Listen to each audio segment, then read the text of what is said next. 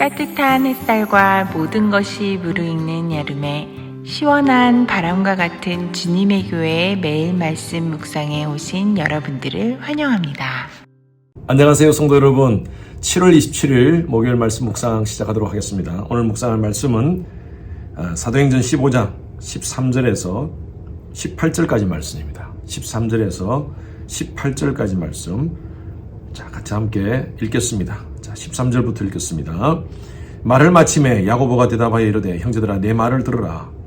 하나님이 처음으로 이방인 중에서 자기 이름을 위할 백성을 취하시려고 그들을 돌보신 것을 시므온이 말하였으니 선지자들이 말씀이 이와 일치하도다. 기록된 바 이후에 내가 돌아와서 다윗의 무너진 장막을 다시 지으며 또 그 허물어진 것을 다시 지어 일으키리니 이는 그 남은 사람과 내 이름으로 일컬음을 받은 모든 이방인들로 주를 찾게 하려 함이라 하셨으니 즉 예로부터 이것을 알게 하시는 주의 말씀이라 함과 같으니라.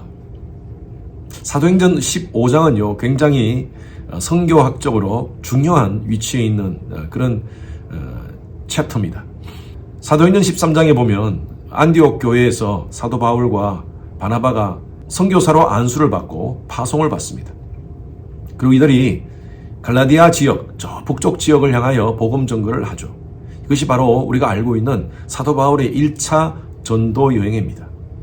그 북쪽 지역에는 디아스포라된 유대인들도 있었지만 전혀 유대인과 관계가 없는 이방인들도 있었습니다. 그들에게도 복음을 전거했습니다.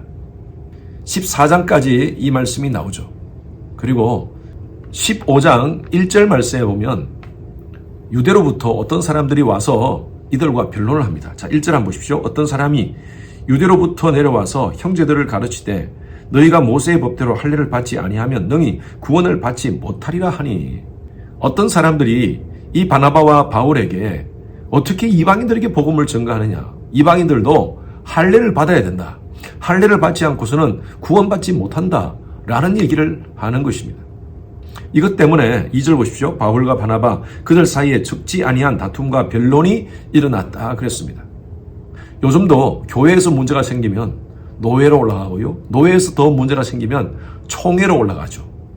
마찬가지로 그 당시에도 교회 안에서 이런 문제를 가지고 과연 이방인들도 구원을 받기 위해서 할례를 받아야 되느냐 하는 이 문제를 가지고 교회 안에서 해결이 안 되니까 결국은요 예루살렘 교회, 원래 이 바나바를 파송했던 예루살렘 교회, 본 교회로 이 문제를 넘기게 됩니다. 그리고 안디옥 교회는요 2절 마지막 보십시오. 바울과 바나바와 그 중에 몇 사람을 예루살렘에 있는 사도와 장로들에게 보내기로 작정하니라. 그래서 이들이 예루살렘 교회로 옵니다. 그리고 예루살렘 교회는요 소위 말해서 공회의를 합니다. 무슨 문제냐 하면 과연 이방인들도 구원을 받기 위해서 율법에 의한 할례를 받아야 되느냐 아니면 받지 않아도 되느냐 이 문제를 가지고 회의를 하게 되는 거죠. 어제 우리 묵상한 말씀처럼 베드로가 얘기를 합니다. 자, 7절 보십시오. 많은 변론이 있은 후에 베드로가 일어나 말하되 형제들아. 베드로는요 철저한 유대주의자였습니다. 그런데 우리가 사도행전 10장에 보면 고넬료 사건 아시죠? 고넬료가 환상을 보고 베드로에게 사람을 보내고 베드로도 하늘에서 내려오는 보자기 환상을 봅니다. 거기에는 율법에 의해서 먹지 말아야 될 짐승이 있었죠. 하나님이 그것을 먹으라고 하니까 베드로는 내가 먹지 않겠습니다. 율법에 어긋난 짓을 하지 않겠습니다 하니까 내가 깨끗하게 한 것을 왜 네가 더럽다고 하느냐 하면서 그것을 먹으라고 합니다. 그때 환상에서 깨죠. 그리고 고넬료가 보낸 사람을 만나서 고넬료에게 가서 복음을 전가합니다. 고넬료는 이방인이었습니다. 그에게 복음을 전가할 때 고넬료뿐만 아니라 수많은 가족들과 주위에 있는 사람들이 하나님께로 돌아오는 그런 놀라운 역사를 경험했던 사람이었어요. 베드로가 일어나서 이렇게 얘기를 하는 것이죠. 9절 말씀에 그들이나 우리나 차별하지 아니하였다. 이 복음은 절대 차별하지 않는다. 이방인이나 우리와 똑같다. 그러면서 10절 말씀 보십시오. 멍에를 제자들의 목에 두려느냐. 이 멍에라는 것은 율법이라는 멍에입니다. 인간이 어떻게 율법을 다 지킬 수 있습니까? 율법을 다 지킬 수 있는 사람이 없었어요. 하나님께서 왜 인간에게 율법을 주셨습니까? 인간은요 율법을 통해서 죄를 깨닫는 것입니다. 율법이 우리에게 구원을 주는 게 아니에요. 예수 그리스도가 바로 율법의 완성이었고요.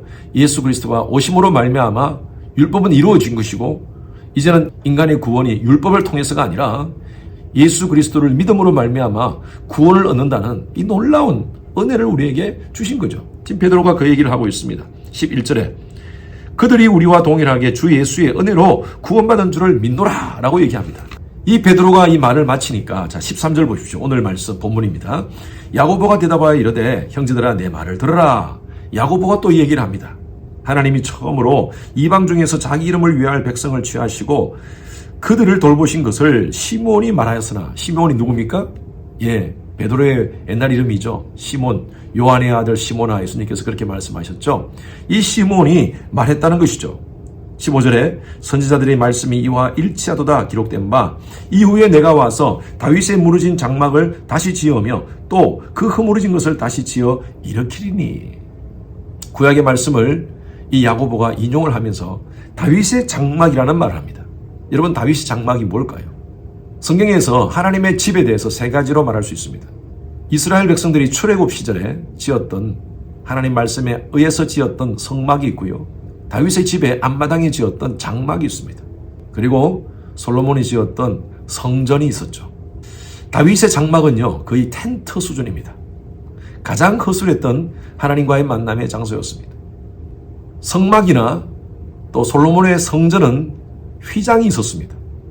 사람과 하나님과의 관계를 가르게 되는 휘장이라는 것이 있었죠. 그런데 다윗의 장막은 휘장이 없었습니다. 여러분 패션 오브 크라이스트를 보셨습니까? 예수님이 십자가에 달리시는 그 순간 그 당시에 헤롯 성전이죠. 헤롯 성전에 있던 그 큰 휘장이 위에서부터 밑으로 쫙 지지는 장면을 보셨을 것입니다. 이제 율법이 아니라 누구든지 예수 그리스도를 통하여서 하나님께로 나아오는 자들은 하나님의 자녀라 일컬음을 받게 하시겠다는 것입니다. 다윗의 장막은 휘장이 없었습니다. 언제든지 하나님께로 나갈 수 있는 그런 장막이었다는 것이죠.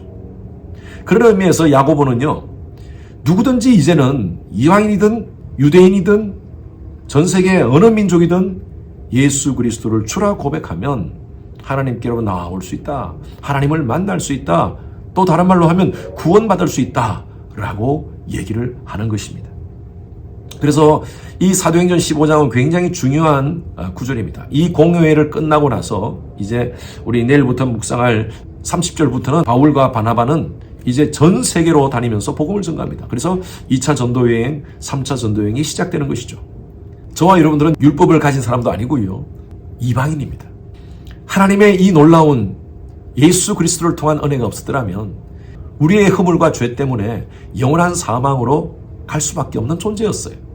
그런데 하나님은 율법이 아니라 어떤 전통이 아니라 누구든지 예수 그리스도를 주라 고백하는 자는 하나님께서 그 다윗의 장막을 세워주시겠다고 약속해 주셨어요. 누구든지 예수 그리스도를 나의 구세주로 영접하고 하나님을 아바 아버지라 부르는 자들은 하나님의 자녀가 되는 권세를 허락해 주셨습니다. 여러분 우리가 하루하루 살면서 이 놀라운 구원의 감격을 늘 가지고 살아야 됩니다. 마틴 루터가 성경을 읽다가 눈물을 펑펑 흘렸대요. 아내가 마틴 루터에게 이런 얘기를 했답니다. 여보, 말씀을 통해서 은혜를 많이 받았군요. 그렇게 하나님의 은혜가 임하시는군요. 라고 얘기하니까 그게 아니야 하면서 마틴 루터가 이런 얘기를 했답니다. 내가 하나님의 놀라우신 은혜를 받았는데 이 말씀을 대할 때마다 이 구원의 감격 가운데 있어야 되는데 그 감격이 내 마음 가운데 없어. 너무 답답해서 우는 거야. 라고 그렇게 얘기를 했답니다. 그렇습니다. 우리가 신앙생활하면서 가장 큰 위험은요, 매너리즘입니다. 매너리즘. 신앙적 매너리즘입니다. 그냥 하던 대로 타성에 의해서. 오늘도 이 다윗의 장막 같은 정말 허술한 텐트 같은 저와 여러분들을 하나님께서 복음으로 세워주시고 하나님의 은혜 가운데 있게 하신 그 놀라운 하나님의 사랑에 감격합시다. 세상에 많은 사람들 가운데 저와 여러분들을 하나님의 자녀로 선택해 주셨어요.